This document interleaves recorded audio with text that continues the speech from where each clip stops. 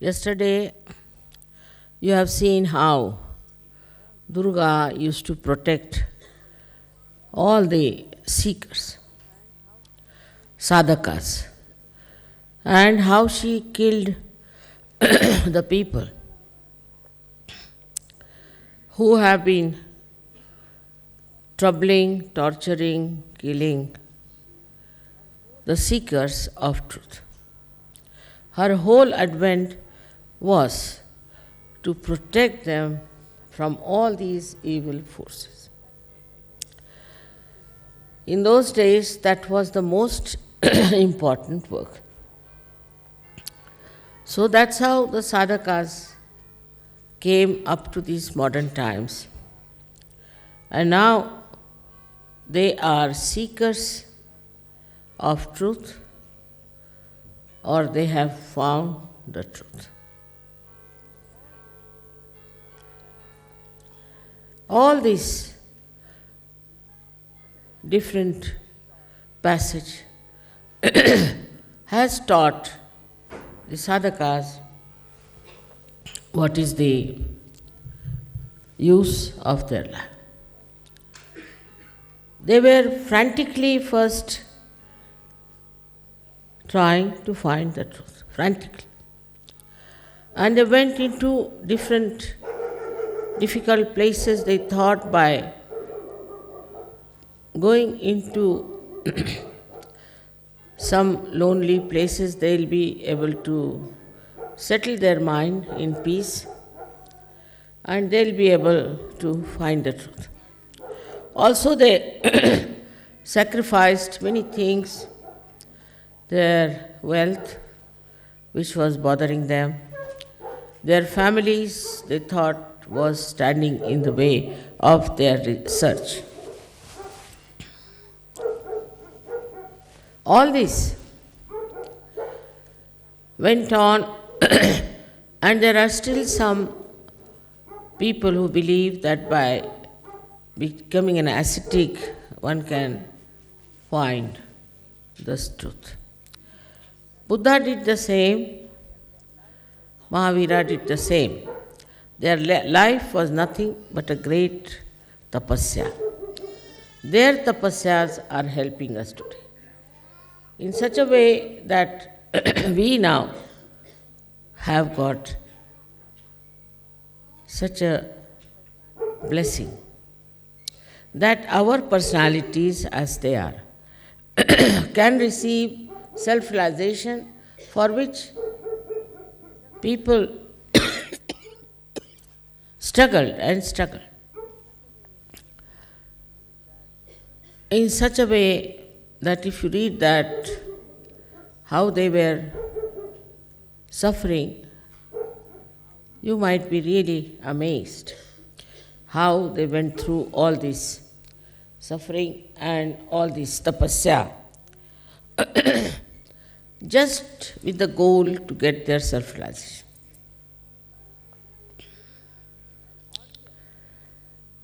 It is an ordeal even to read about them and to know about them. And while they were seeking also, there were so many people who tried to trouble them, who tried to torture them, who tried to kill. And the people surrounding them didn't know what they were doing. They used to ridicule them, laugh at them, make fun of them. With all this, what we learned that we have got our self-realization very easily, without any torture, without any ordeal, without any sufferings, fasting, nothing. It's not true. Because you are the same people who have done all this before. And that's why you are here. It's your matter of right to have your self-realization.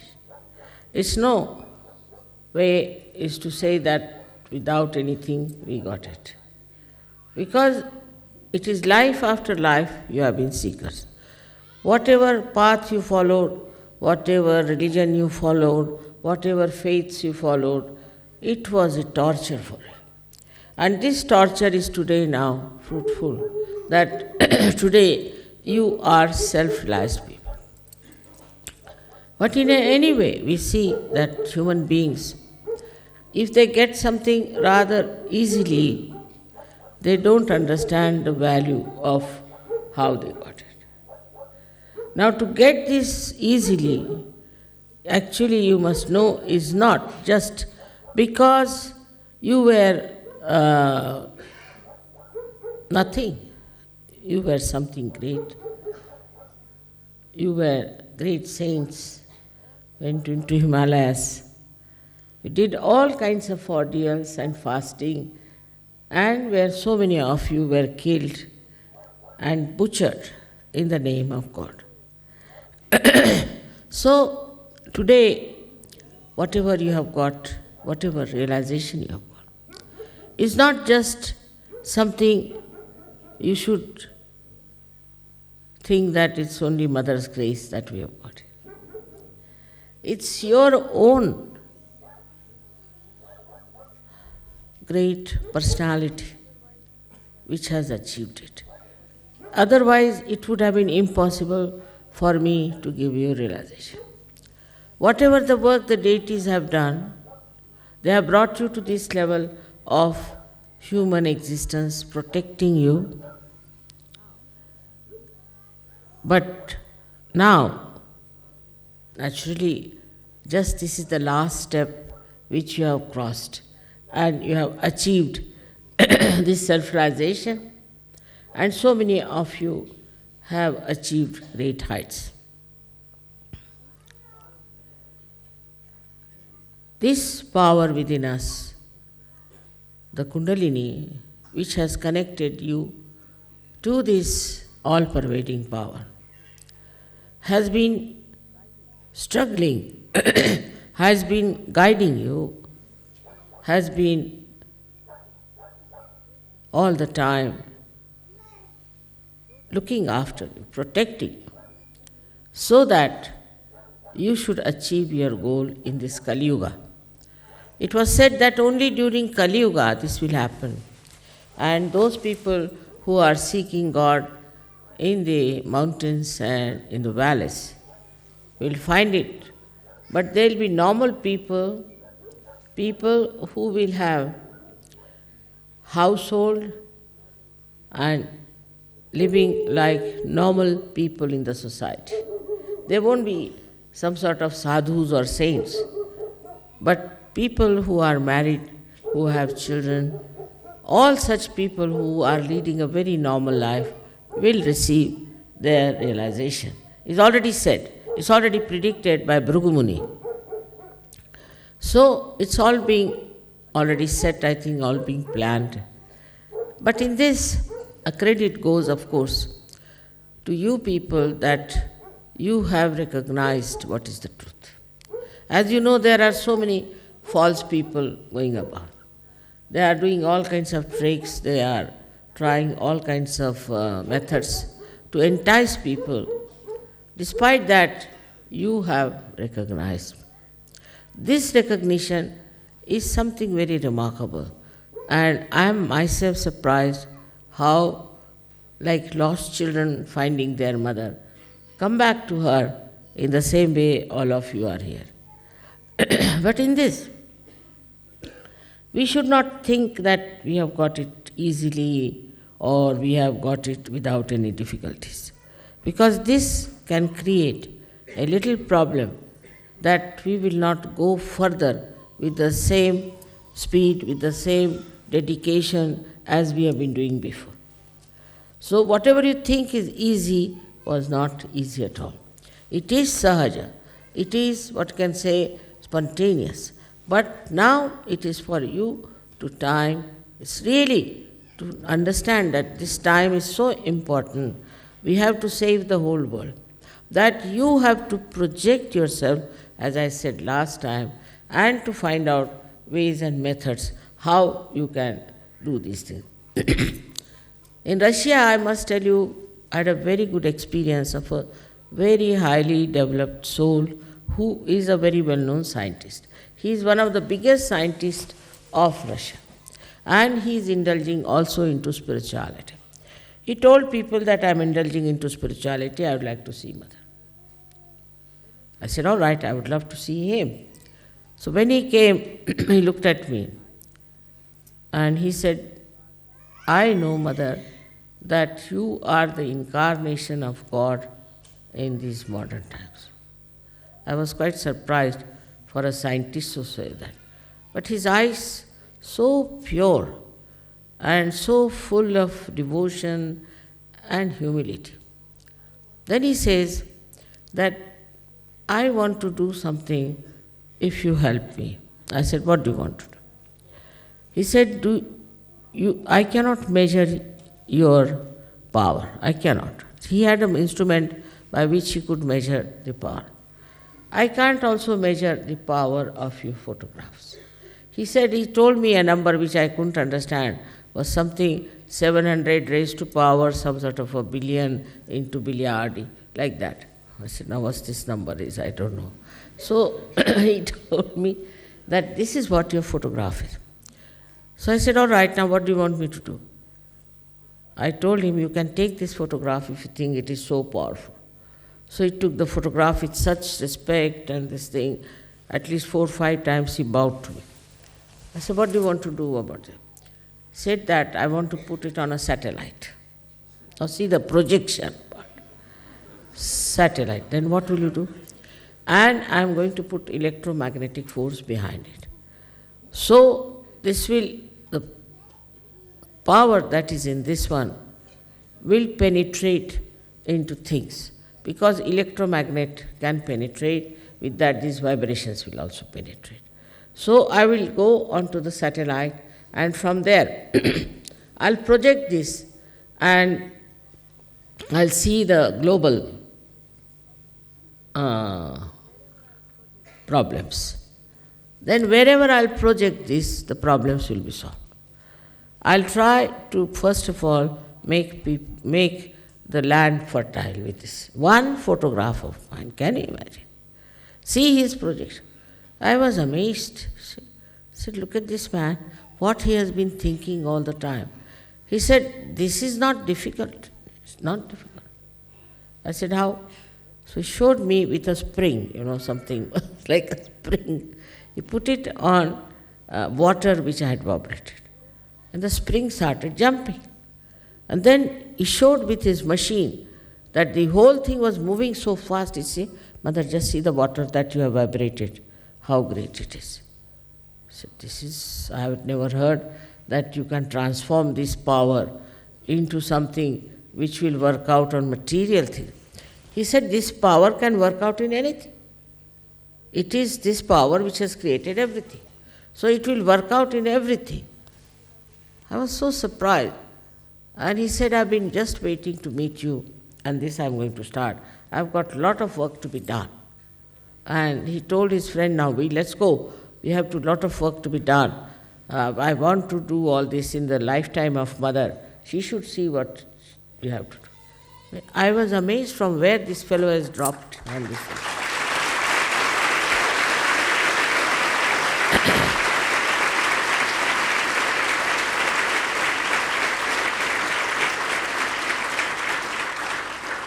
Such an experience of a scientist. In the West, no scientist will even look at me. Nobody will think that they can do something about these vibrations. But you see, he has already developed a method by which he can measure the vibrations, you see. I don't know, I didn't ask him any further questions because I thought he's too much in it and let him do what he likes. And you see, I find that in Russia, people are very highly placed and they have very many ideas. But spirituality is the main thing, and morality. There was another gentleman, I would say he was hardly about 32 years of age, very much sparkling. He came. I asked him, what what do you want me to do? He said, no, you have done too much for us. Now we'll do for you. So what do you want to do? He said, I'm in charge here of spirituality. Can you imagine? We have no such government where there is a subject like spirituality, that somebody is in charge of spirituality. This is Russia. I said, you are in charge of spirituality, yes. And I have to deal with students from very young age to the college. And can you tell me, Mother, at what age the children are more receptive of spirituality? I said, there's no hard and fast rule about it. But as children, very small children, because they are so innocent, it works out. So he asked me, how do we put spirituality into them? I said, you can raise their kundalini, you can tie them up, and they will become really people with such attention that you will be amazed at that. He said, I am gathering all the people of all the faiths, and I am going to tell them that it's only Sahaja Yoga which is the right path. Can you imagine? Such a wonderful person, hardly 32 years of age. I mean, one better than the other, I thought. One really better than the other. Then he asked me the schemes. What should we do for patriotism? What should we do for this? He was so much alert. And he said, through spirituality, how can we improve their lives of the students? Now he is in charge of all the students of Russia. And he is also a member of the parliament. He said there are other 8-9 members who are also in the same committee, and they want spirituality to come. I was amazed. I mean, what a country is this Russia? How could they have such people? Then the third one came. He was also member of parliament, very dynamic. First he was right-hand man of Yeltsin, but then he gave him up. He said he's not moral. I don't want to have anything to do with a person who is not moral. So now what are you doing? He said, now we are thinking of getting elected by some another party, name is My Motherland. That's a very good idea. So in that we'll not have fixed idea like it is a democracy or you can call it communism or this. But whatever suits my motherland, that will have. It's a very practical. It's most practical thing, that whatever will be good for my mother-in-law, that we will have. Nothing else. I said, really, this is very practical. And he may one day replace this Yeltsin and all that. Very dynamic, very nice. Just now he was a little bit, I must say, depressed, because he said, there are stupid people over here and this and that. But then he got very hopeful. I said, we'll help you all out. But such a truthful man. And he said, the basis of human life is morality. If you have no morality, then all the rest is nonsense. He studied in England, and he said also in America for quite some time. And the other fellow had studied. And they said in America we got fed up, absolutely, and we don't want to go back there. So the wisdom of these people really was very striking to me. Now the another third thing which I discovered is even much more deeper than this. When I went to Ukraine, I saw some very nice paintings done with a very aboriginal sort of colors. So they said, Mother, this we had before the Christians came in. They showed me a magazine in which there was a photograph of the primordial mother. And they called it Aditi, that Sanskrit we to call it Aditi. Can you imagine? Then they said this culture existed before the Christian aggression came in. And there was paintings were of Muladhara Chakra in different ways, and also of Agya Chakra. And the way they were talking about all this, even in the magazine, I was really surprised. They said that all this was published, we have books on this, but because of the church, it was all said, it's all nonsense. There's nothing like that. But the best part I saw was the picture of the Aditi. And there was a Kundalini in her stomach or lopa, and was shown going upward like that. I said, look at this culture these people had. Then they said we had relations with India. And they were Aryans and we were also Aryans, and we used to meet them. So I thought Machindranath and all these people had gone to the north of India. They might have come to this Ukraine. And they said that, the whole thing was traced to Ukraine, name came from Kuru, and all kinds of things were traced in Sanskrit. All this, I was amazed. What a culture they had. In what culture they lived. It's something, unbelievable. While in India, there are many people who don't know what is Kundalini. If you tell them Kundalini, they think Kundali means horoscope. Especially in the north, they have no idea of Kundalini.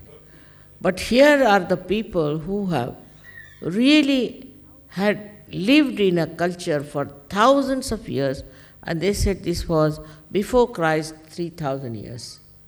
Can you imagine? Before Christ 3,000.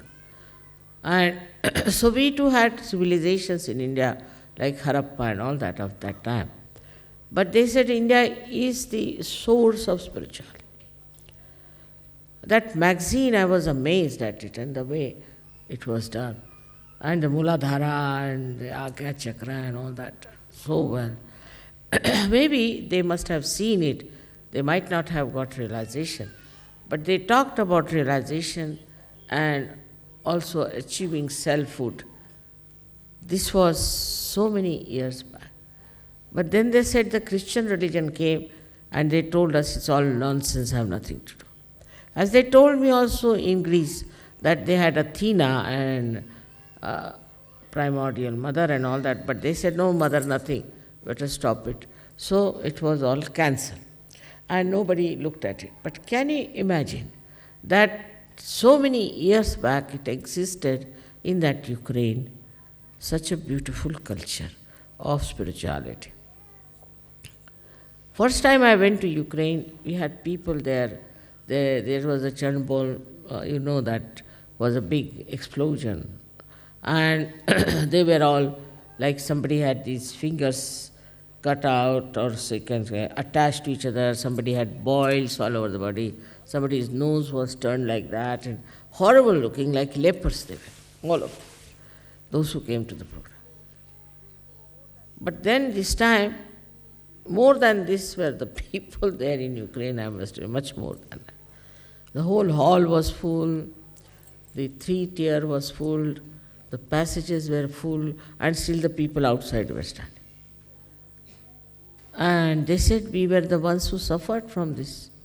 And now look at us, we are completely cured. You won't believe, I never touched anyone. I was there only once. They came to my program and they got cured. So this sensitivity that they had, I used to wonder why these Russians and Ukrainians are so sensitive to spirituality. Then I realized that these people who have got spirituality is ancient. From ancient times, they were practicing this. And we had Machindranath, Gorakhnath, all these people. But nobody practiced Kundalini awakening to this extent that it was in every village they used to make the paintings about Muladhara, about this another Agya Chakra very clearly. And in the Agya Chakra was yin and yang of the Chinese. Can you imagine? After discovering that, I really felt that in the world there must be lots of people like that. Now in Colombia I have seen also, they have the same Kundalini and a Kumbha and everything. I think that's even more than that, 3,000-4,000 years back before Christ. So, what we find that we had all this knowledge in all these countries, and still that knowledge is still working in the minds of the people.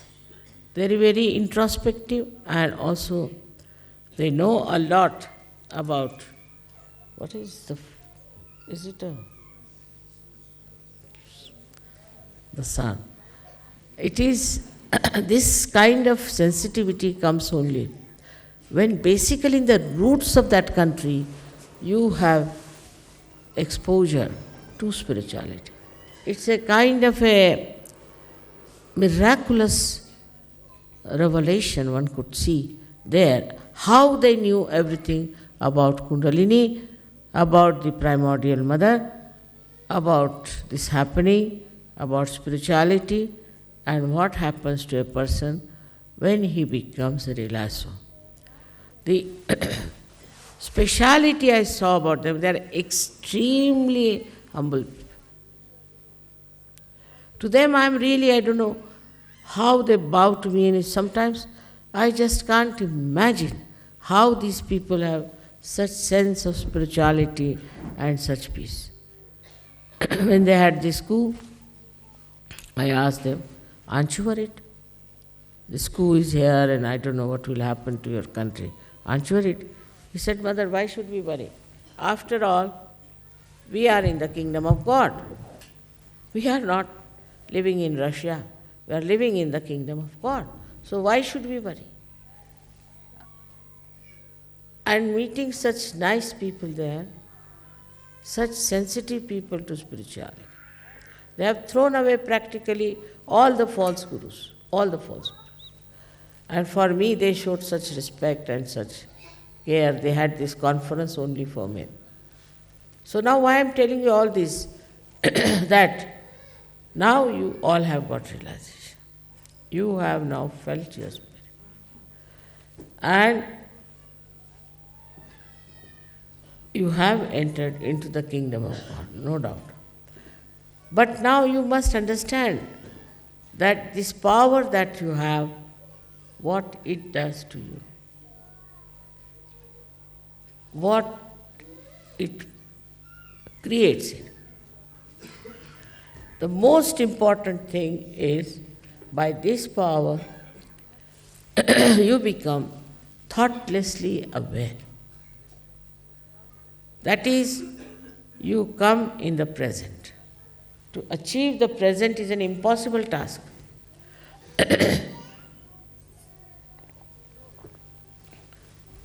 So once you are in thoughtless awareness, what happens? That no thoughts bombard your mind. Wherever you may be. You may be in America, you may be in any place, you are not bombarded by thoughts. So, what does that mean? Into very simple language we can say, it means that you do not reflect. You do not have a reflecting mind. Now, this is the basic problem of Sahajogis of today, which one should try to conquer. That you do not reflect. That's the only way you can achieve your steady. For example, I've seen people, for nothing at all, they'll just start laughing. Nothing at all. They see somebody, immediately they react. This was nice, but not so. They start giving their opinion, especially in the West, about everything. Everybody seems to be very knowledgeable and start telling what is best, what is not the best, what is not good. And once they start saying something like that, mind becomes reflective. If the mind is not reflective, then you are thoughtless awareness. Watch anything, just you watch, just witness. You should not reflect. If you are using your mental power, then this power subsides. This is a very common defect with people, because I think you people are more intelligent, you think maybe, I think you are well educated, might be, I don't know, whatever you think. But this reflecting mind is a very dangerous thing for spirituality. You will never grow. And then with the reflecting mind, you have different emotions. With something, you reflect on somebody. Now, if it's your son or daughter or something, you get identified. Identification with some is artificial. It's not in reality. But because of this mind reflects, it identifies. Now many identifications you have dropped out. For example, your bias about religion, about races, about maybe nationalities, you have dropped out. But still, I would say, the reflecting mind still acts. And this is the greatest hurdle for the progress of Sahajogis of today. I've been thinking, why is it the reflecting mind is so active in Sahajogis of today? If you could stop reflecting, immediately you establish yourself in the ocean of peace. You watch something, just watch. There's no ripple of thought in your mind. Then you become extremely creative. You become extremely dynamic. You become extremely compassionate. You have no fear. Some people think if you are compassionate, you see this man might lynch me. You have no fear. All virtues that you have to enjoy, you can only enjoy when you do not reflect. That means that you leave everything to the divine.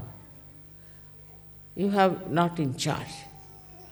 You don't see that you have to be reflecting on something. This is the greatest power you have got, is not to reflect, not to look at somebody with that kind of. I have seen this is still there, lingering. Perhaps I never told you about it. Maybe one of the reasons. I don't say that it's only your fault, but maybe mine, because I couldn't find what was exactly wrong. That is the reflection that you have about others. Now, I told you have introspection. For introspection, also it can be reflection. But that at least gives you idea as to where you are. But with that, psychologically you can become extremely depressed, you can condemn yourself. Then you may not understand yourself as a personality that you have. And you will go on sort of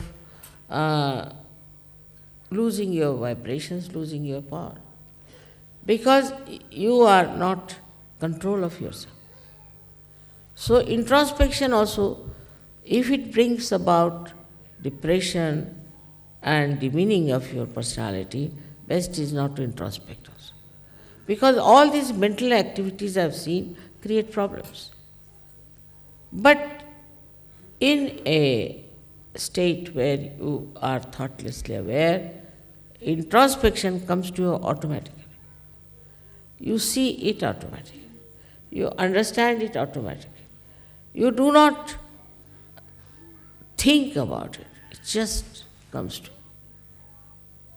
The whole picture comes to you and you are at peace with yourself.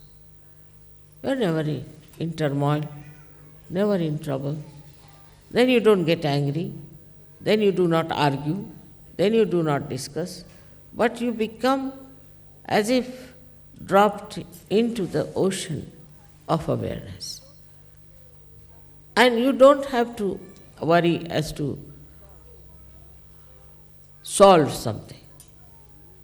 when you are reflecting, then you find that this power works. Now it becomes very contradictory to say that you have to project and you don't have to reflect. Now, when we reflect, we absorb. When we reflect on something, we absorb that thing. And mostly our attention goes to the defects of others. This person is no good, that is not good, this is the hair not all right, the sari is not all right, this, that, and all nonsense. So what are we doing? We are absorbing all the bad things also.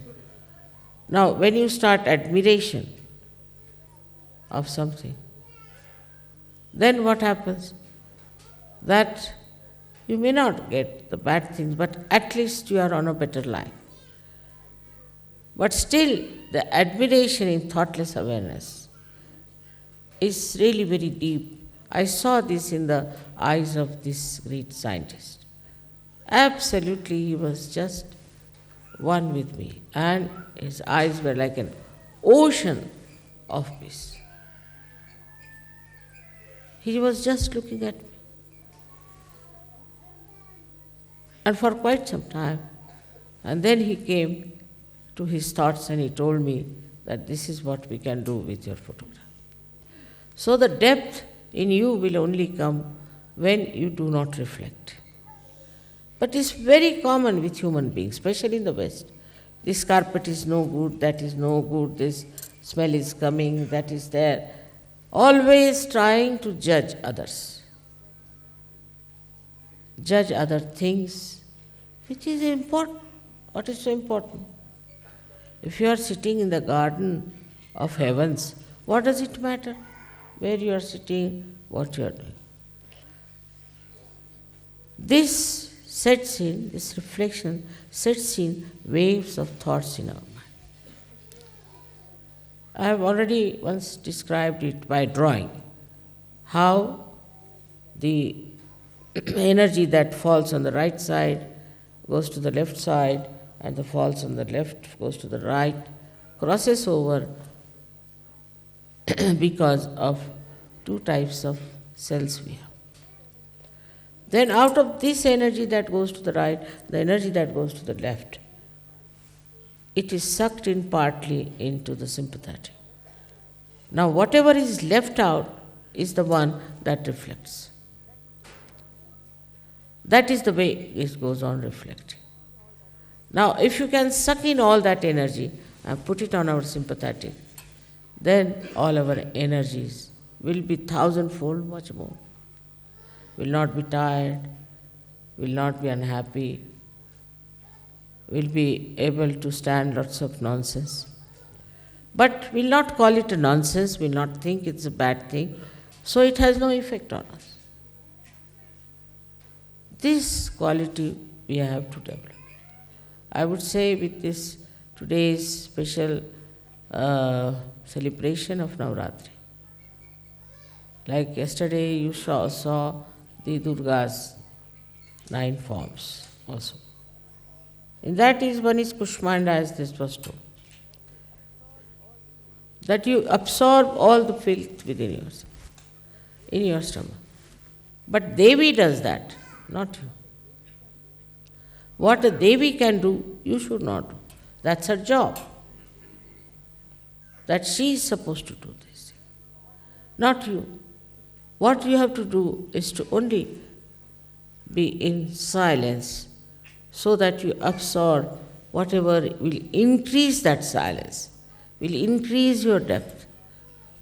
Devi will look after all the other rest of the things. She look after all the filth, all the anger, all the temper, everything that's going on in this world. She will absorb all that. But what you have to do is to just enjoy everything that is pure. Enjoyment is only possible when you are beyond your mind. With your mind you can never enjoy. It's like a big load. It will not act. It will not help. Enjoyment comes when you are in complete silence, in a ripple-less lake. The reflection of all the joy that is created on the shores of that lake are completely reflected. They are not deflected. If there were ripples, it would have been a different image altogether and would have been something nowhere near the image of reality. So one must have a mind which is kept lower than reality. In the reality, actually, it is nothing but peace and joy. Now, a mother's desire is always that children should have nothing but peace and joy. No sufferings, no starvation, no ordeals, nothing. They must just enjoy. Now those days are gone. But even to enjoy this, even to live in that complete peaceful state, you have to be non-reflective. Now you watch yourself.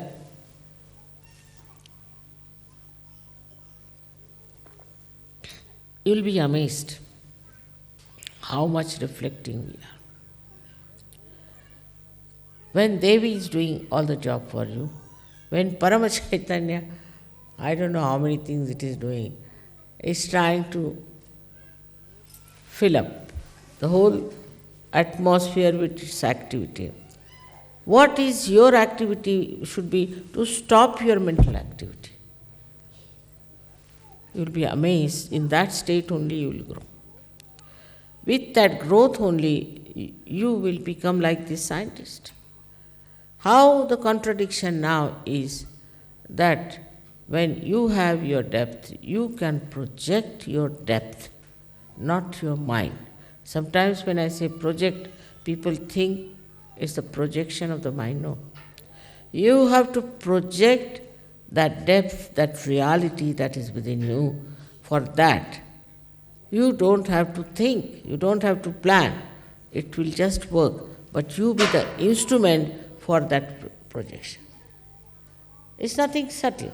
It is very simple to understand. Like now I am talking on this instrument, all right?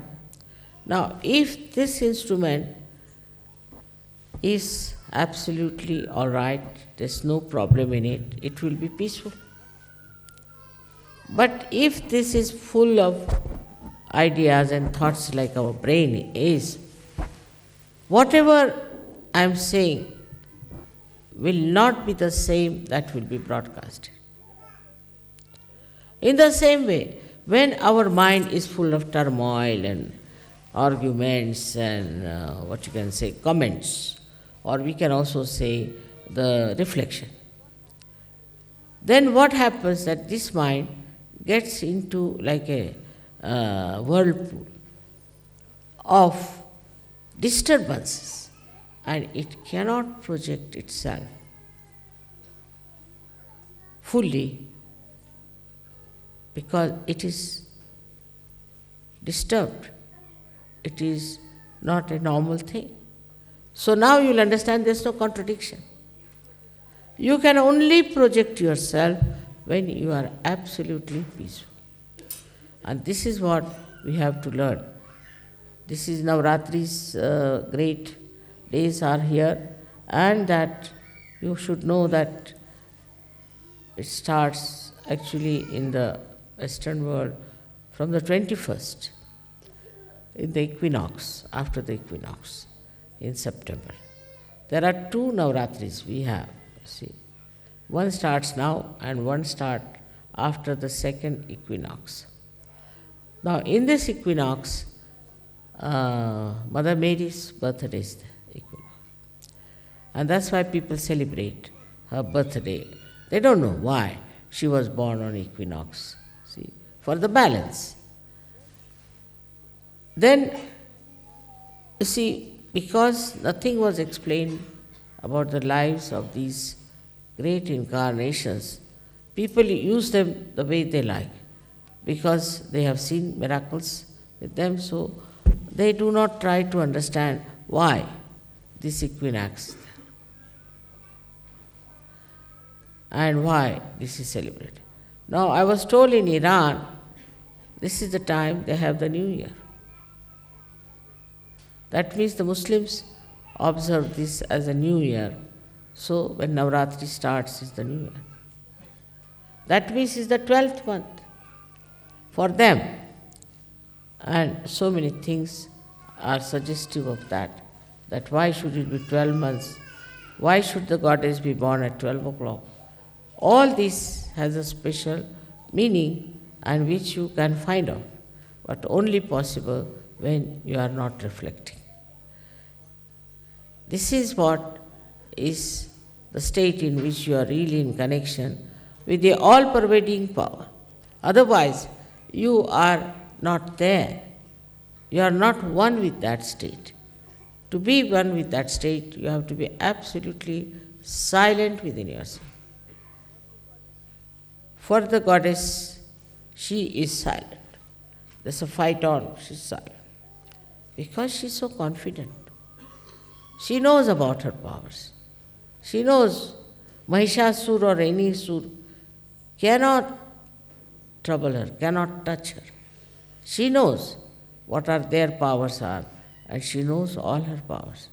So she doesn't have to be disturbed by anything. She's not disturbed. Because she's really the personification of this peace state, where she's so powerful. She doesn't have to know about her powers, she doesn't have to ask the powers to exert, they just work automatically. This is the state in which you will be amazed, so many things happen unknowingly, without your doing anything. And that is what we call as coincidences. But actually it's not coincidence. It is the